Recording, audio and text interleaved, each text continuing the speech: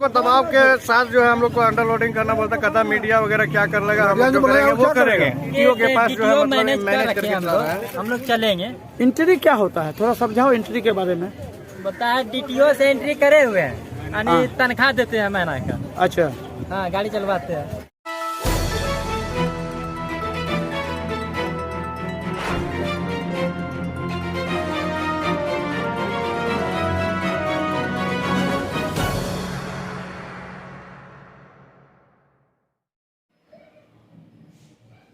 नमस्कार, India news live में आपका स्वागत है। मैं हूं प्रदीप शाह। बात आज हो रही है सरकार की, सिस्टम की।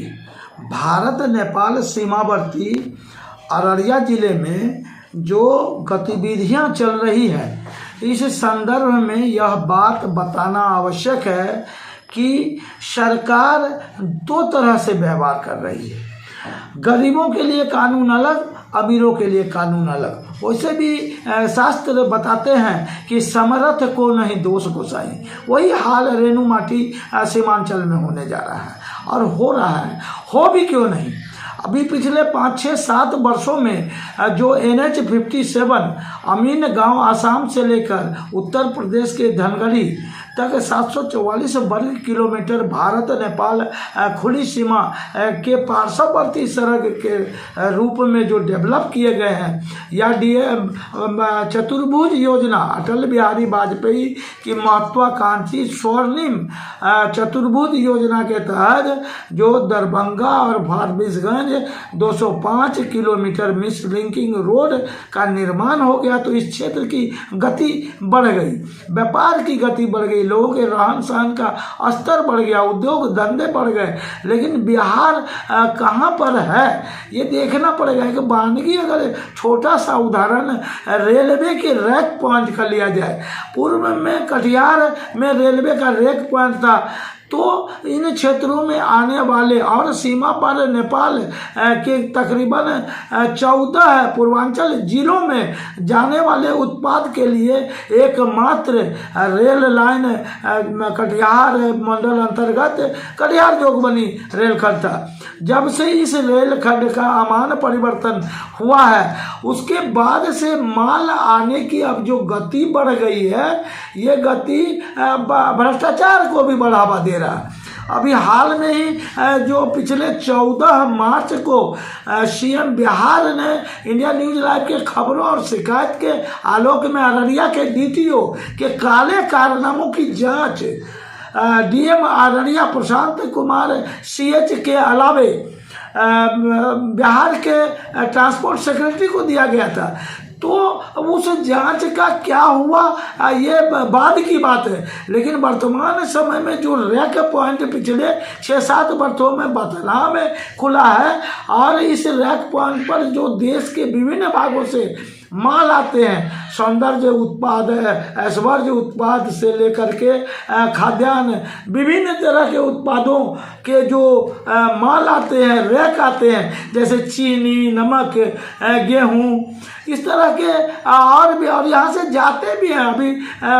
अभी बियाडा से बड़े पैमाने पर यहाँ से मकई भेजे जा रहे हैं बांग्लादेश।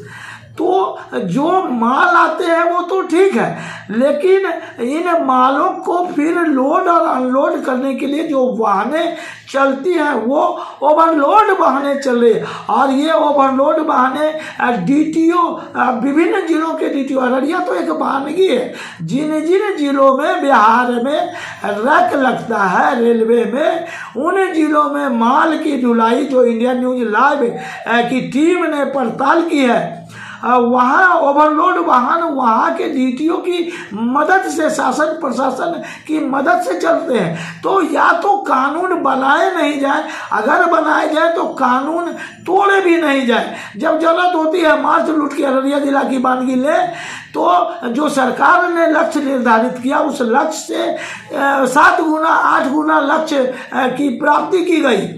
लेकिन उसके आड़ में, जो वसूली के आड़ में जो मार्च लूट हुआ, वाहन चालक और वाहन मालिक त्राहिमाम कर रहे हैं। 7 गुना 8 गुना वसूली सरकार को देने के अलावे जबरदस्त तरीके से भ्रष्टाचार कर कमाई की गई। और यह जो अधिकारियों की मोटी चमड़ी हो गई है, इस पर जांच भी नहीं हो पाना, यह भी बड़ा सवाल है। मुद्रा विमोचन के आधार पर मुख्यमंत्री के निर्देश और संज्ञान के बाद भी मामले आखिर दब क्यों रहे? अधिकारी वर्ग बिहार में मुख्यमंत्री के भ्रष्टाचार पर जो जंग जारी है उसकी धार को कुंद करने में लगे हुए हैं।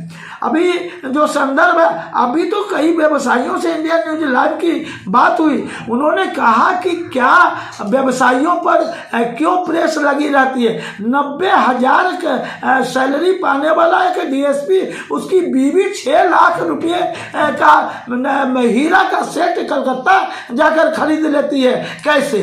खुद जनसेवक बताने वाले लोग जीतते ही उनके पीछे जो 2 से 4, 5, 10 करोड़ की चमचमातियां गाड़ी और आधा दर्जन बॉडीगार्ड तक कैसे चले आते? टीन के घर से चुनाव लड़कर जीतने वाले लोगों की कमाई ऐसी क्या है जो मात्र 5 वर्षों में 3 मंजिला घर कैसे ठोक लेते हैं? मार्बल और ग्रेनाइट से बने पत्थर से चमचमाती गाड़ियों पर चलते हैं। और इनकम टैक्स विभाग और सेल टैक्स विभाग की ऐसे नेताओं और ऐसे जो अधिकारी, बड़े अधिकारी हैं, इन लोगों की फाइल आने पर उनके फाइल को छूते तक नहीं है, खंगालते तक नहीं है। और किन्हीं व्यवसायियों का अगर फाइल आ गया तो सबसे पहले मुद्रा विमोचन की गरज से उनके फाइल को खंगालते हैं। तो इस तरह की दो मुहे सरकार, भारतवर्ष आज़ादी के तकरीबन 75 वर्ष होने जा रहे हैं, दो मुहे सरकार, दो मुहे कानून पर लोग चिंता जता रहे। खासकर व्यवसायी वर्ग कहते हैं कि सिस्टम में खोट है। तो अगर सिस्टम में खोट है तो बदल देना चाहिए। ऐसे भी कहा गया है कि इंडिया न्यूज लाइव भी कहती है, प्रसिद्ध शायर ने भी कहा है कि सिर्फ हंगामा खड़ा करना हमारा मकसद नहीं, मेरी कोशिश है कि सूरत बदलनी चाहिए। मेरे सीने में ना सही, तेरे ही सीने में सही, हो कहीं भी आग लेकिन आगे चलनी चाहिए।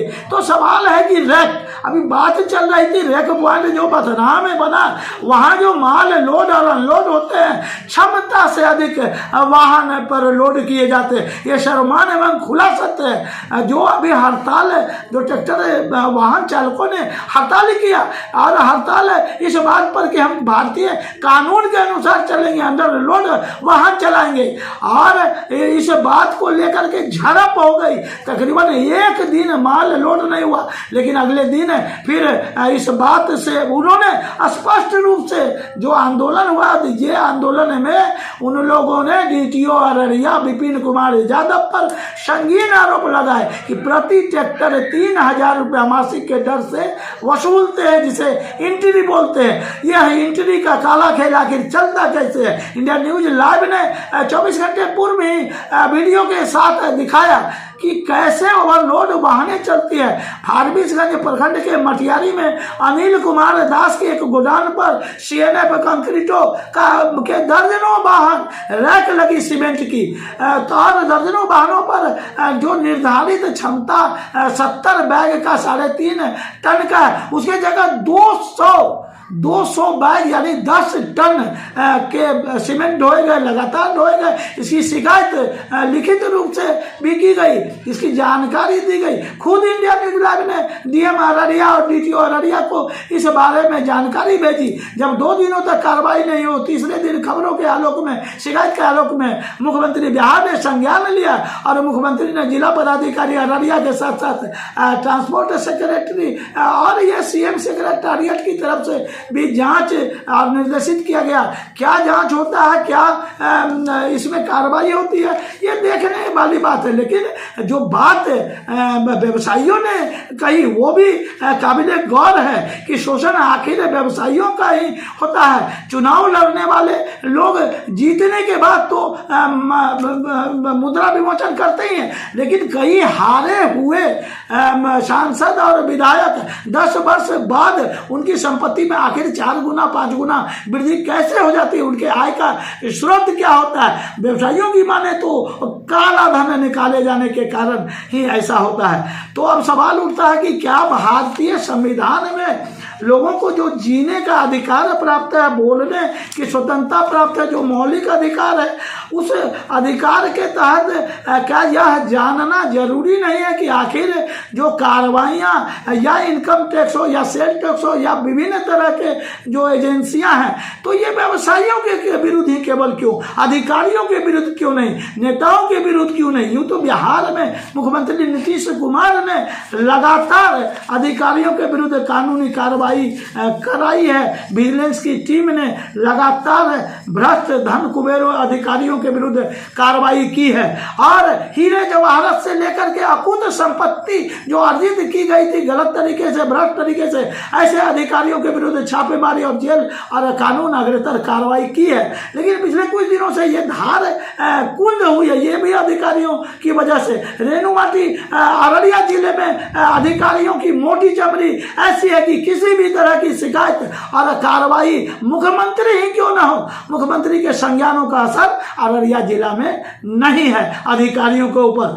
तो इसके साथ ही यह कहना जरूरी है कि नियम विरुद्ध जो कार्य होते हैं, भ्रष्टाचार यहीं से पनपता है। बथनार एक पॉइंट पर ओवरलोडिंग का मामला भी डीटीओ अररिया के भ्रष्टाचार से जुड़ा है। इस मामले में आने वाले दिनों में सरकार क्या करती है, इस पर नजर रहेगी। आइए देखते हैं एक इससे जुड़ा रिपोर्ट। क्या हुआ, आंदोलन का क्या मामला है? क्या बोल रहा है कि ओवरलोडिंग बंद नहीं होगा? कौन छोटू? छोटू वगैरह वहाँ का है, फार्मेस का है, रेखंडलर। क्या करता है वो? रेखंडलर का गाड़ी भी है सर। हाँ, कितना गाड़ी है? उसका 6 गाड़ी है। कौन सा गाड़ी है? एसआर। क्या नाम है उसका पूरा? छोटू। नाम बताइए। छोटू शर्मा। हाँ, उसका क्या करना पता ना, सही बता। तुम लोग जो आंदोलन पे आए हो तो क्या कह रहा है? ओवरलोड बंद नहीं होगा। ओवरलोडिंग बंद नहीं होगा। ओवरलोड चलेगा। क्यों? जिसको पावर है तो वो डीटीओ से मैनेज कर ले। अच्छा, अन्ना तो क्या कहता है वो चलेगा। केस करेंगे, तुम लोग को फंसाएंगे। किस बात का? यही ओवरलोडिंग का। ओवरलोडिंग फंसा के नहीं समझे, मामला साफ बताओ ना। अरे सर, गाड़ी नहीं चलने देंगे, ओवरलोडिंग नहीं करेंगे। हम लोग का बात मान के नहीं चलोगे तुम लोग, हम लोग जो कहेंगे ओवरलोड करके नहीं चलोगे तो हम लोग को तुम लोग को जो है किसी भी एंगल से किसी भी समय फंसा सकते हैं। तो तुम लोग क्या तय किया है? बताया कि ओवर बंद भाड़ा वही रहना चाहिए। कानून के अंदर में आके सर, हम लोग कानून के अंदर में जो परिवहन विभाग का जो मतलब जितना क्षमता है एक गाड़ी पे गाड़ी के अनुसार लोड करने का, उस हिसाब से हम लोग चलना चाहते हैं, उसका उल्लंघन करना नहीं चाहते हैं। इसमें जो है जहाँ का जो भाड़ा तय हो, जिससे कि 2 टका हम लोग को भी बचे, गाड़ी का किस्त है, ड्राइवर है। बथनाहा से अररिया जाने में कितना भाड़ा दिया जाता है? अभी हम लोग को 2600 रुपया मिलता है सर। 200 बोरा लेके जाते हैं, जिसमें जो है हम लोग का 1700-1800 रुपया खर्च बैठ जाता है। अच्छा, ड्राइवर तेल से। और फारबिसगंज 1400 में जाते हैं, उसमें जो है 4, 3, 7, 3, 10 हजार रुपया खर्च बैठ जाता है। कितना बोरा अभी लेके जाते हो ट्रैक्टर पर? अभी तो हम लोग मजबूरन में जो है सर 200 बोरा लोड करते हैं। तो ये भी तो ओवरलोड है। जी सर, हम लोग इसीलिए तो हम लोग सर इसको बंद करना चाहते हैं। तो ओवरलोड नहीं चलना चाहते? तो ये तो कानून मानना चाहते हैं, अच्छी बात है। हम लोग कानून के अंडर में रह के काम करना चाहते हैं, सीधी बात है। वही रहेगा लेकिन अंडर लोड होना चाहिए। भाड़ा वही मांग रहे हैं? हाँ, भाड़ा वही मांग रहे हैं, अंदर लोडिंग क्या कहते हैं बोल रहे हैं। ठीक है। तुम लोगों का जो आंदोलन है इसकी जानकारी हम वरीय पदाधिकारी को इंडिया न्यूज लाइव अभी भेज रहा है। भाड़ा वही चाहिए हमको, मगर अंदर लोडिंग चाहिए बस। और क्या ये अंदरूनी कोई बात है? हाँ, बात है। सबसे पहली बात यह है कि हमारे लोकल गांव समाज के जो गाड़ी चलती है उसको यहाँ पे मिलता नहीं है जल्दी, ठीक है। जो बाहर से गाड़ी आए हुए रहते हैं, पैसा पे घुस पे उसको गाड़ी भर्ती हो जाता है। हमारे गांव घर का जो गाड़ी रहता है, ड्राइवर रहता है, वो यहाँ पे बैठ के झक मारते रहता है, ठीक है। ये कौन देता है माल? ये माल कौन देता है? ड्राइवर को ये सब पता होगा, ठीक है। हम ड्राइवर मुझसे बोलता है कि मैसेज किया हुआ डिपो गाड़ी है, डिपो का गाड़ी है, डिपो का गाड़ी है। मतलब आप ये कहते हैं कि जो माल आ रहा है विभिन्न कंपनियों सीमेंट के, उनके मुंशी के द्वारा जबरन ट्रक चालकों का शोषण किया जा रहा है, ऐसा ही कर रहा है? ऐसा ही हो रहा है। और जो भी लोकल इंसान है उसको पहले सबसे पहले मिलना चाहिए। हम लोग यहाँ पे रहने वाले, हम लोग 1 रुपया यहाँ पे कमाने के लिए आते हैं। हम लोग बोलता है कि डिपो वाला मैसेज कर दिया है, गाड़ी का उसी का गाड़ी ले जाएगा माल। जब उसका गाड़ी माल लेके जाएगा तो हम लोग यहाँ क्या करेंगे? तो हम लोग लोकल हम लोग मैसेज नहीं करते, बाहर वाला से मैसेज करके लोड करके चले जाता है।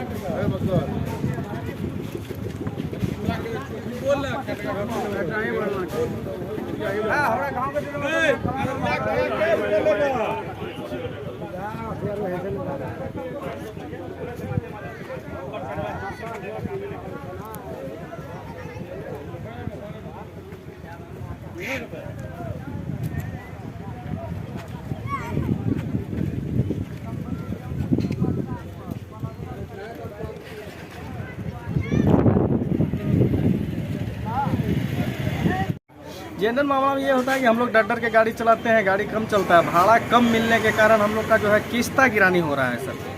ट्रैक्टर चालकों का, ट्रैक्टर मालिकों का, ट्रैक्टर मालिकों का काहे ऐसा होता है, क्या होता है, कमाई कितना मतलब- किस्त रहता है?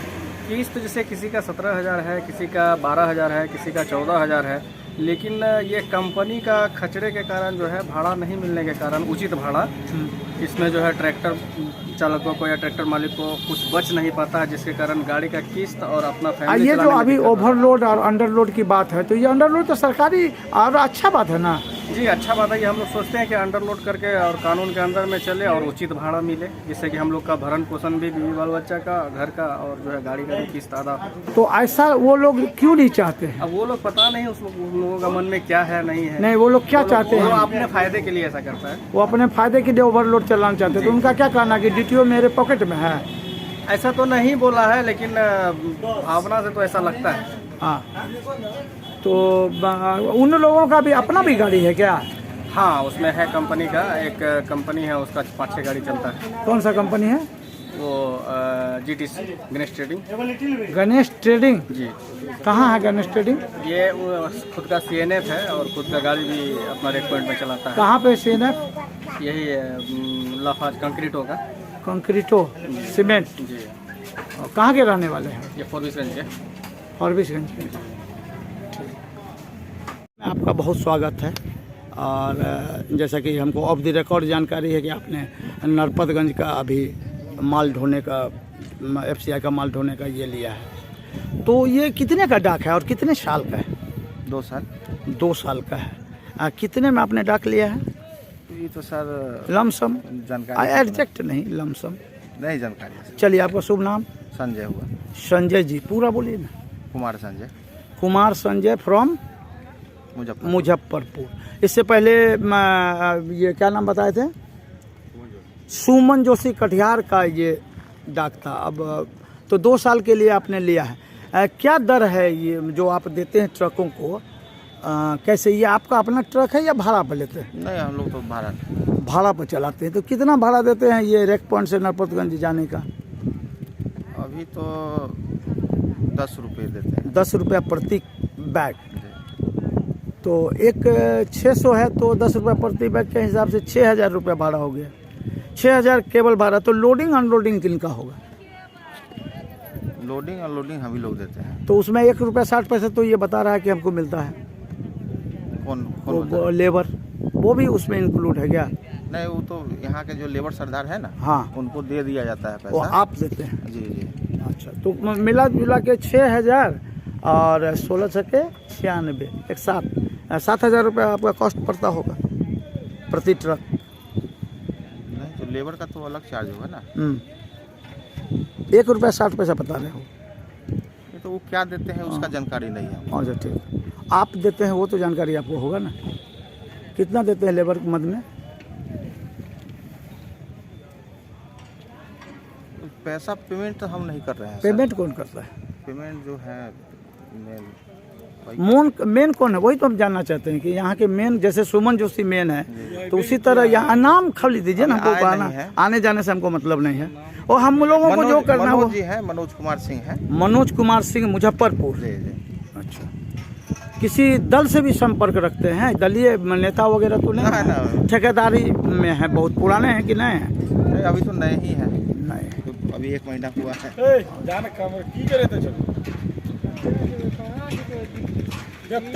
अभी इंडिया न्यूज लाइव की टीम बथनाहा रेक पॉइंट पे खड़ी है और यहाँ हमारी बातचीत अभी हुई है नरपतगंज के जिन लोगों ने FCI के ढुलाई का कार्य लिया है। तो अभी यहाँ सामने आप ये ट्रक देख रहे हैं, ये 10 चक्के का ट्रक है और इस पे 600 बोरा तकरीबन 30 टन माल लोड किया जा रहा है जो नरपतगंज जाएगा। साथ ही साथ फारबिसगंज का भी लोडिंग जारी है। इस 2 दिन पहले आए इस रैक में जो ओवरलोडिंग हो रहा है, ये सरकारी कार्यों में डीटीओ अररिया इस मामले में काफ़ी मुस्तैद दिख रहे हैं ट्रैक्टरों के मामले में। लेकिन वर्तमान समय में जो लोडिंग चल रही है, ये लोडिंग ओवरलोड चल रही है। ऐसे में अररिया डीटीओ अररिया को भी देखना होगा कि क्या ये जो सरकारी स्तर पर माल लोड किए जा रहे हैं, ये माल आखिर कैसे ओवरलोड जा रहा है।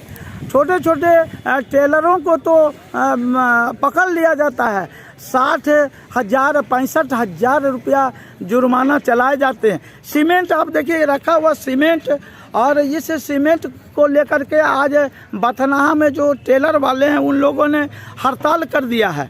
इस वजह से ये पड़ा हुआ, उनका कहना है कि जब डीटीओ ओवरलोड का जुर्माना लेते हैं, ऐसे में हम अंडरलोड करेंगे। अंडरलोड में 70 बोरा 3.5 टन एक टेलर पर आने पर काफ़ी कम वो उनको पैसे मिलते हैं।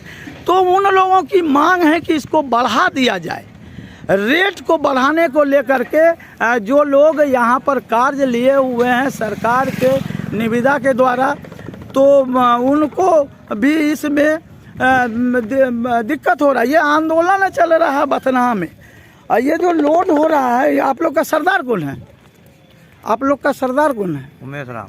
उमेश राम। ये जो कितना देर में एक ट्रक लोड कर देते हैं? लगभग 3-4 घंटा लग 4 घंटा। कितना आदमी? 5-6 आदमी। 5-6 आदमी 4 घंटा। कैसे बोरा आपको देता है? 1.5 टका देता है। 1.60।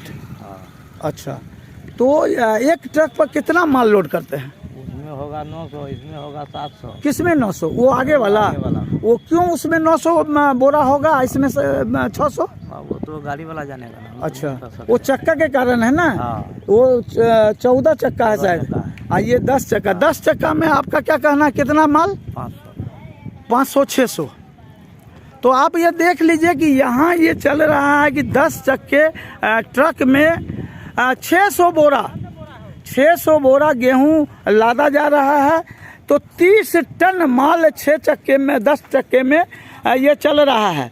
और ये रैक जो आई परसों, ये अभी तक इस रैक का माल नहीं जा पाया है।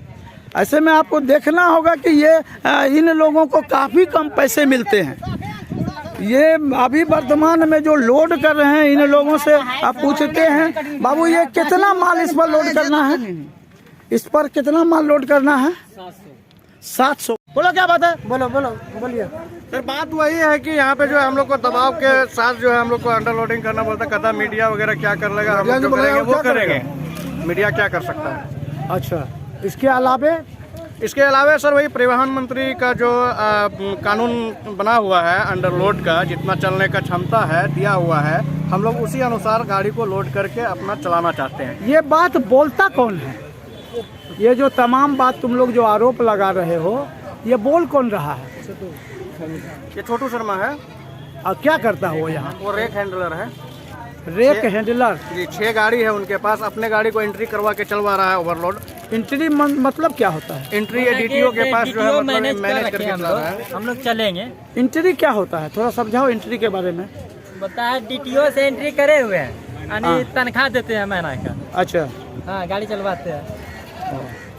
यही आरोप है जी। हम लोग का सर ऐसा कर दीजिए, एक यूनियन हम लोग बनाना चाहते हैं। यूनियन के तहत अभी तो अध्यक्ष सभी लोगों ने इनको बनाया है। जी, हम लोग बनाए हैं इनको। क्या नाम है अध्यक्ष? इनका सार्जन नाम है। जो हम लोग सब दिन से इनका सम्मान करते आ रहे हैं और हक करेंगे। अच्छा इंसाफ भी करते हैं, ये अच्छे आदमी भी हैं। आप मुख्यमंत्री बिहार से और जिला प्रशासन अररिया से कुछ मांग करना चाहते हैं तो बोलिए। हम लोग ये मांग करना चाहते हैं कि हम लोग का एक यूनियन बना करके कागज पर वैलिड करके दे दिया जाए, जिसके कार्रवाई क्या है चाहते हो? मांग क्या है? मांग ये है कि अंडरलोड चलाएंगे और भाड़ा जो उचित है वो होना चाहिए हम लोग को।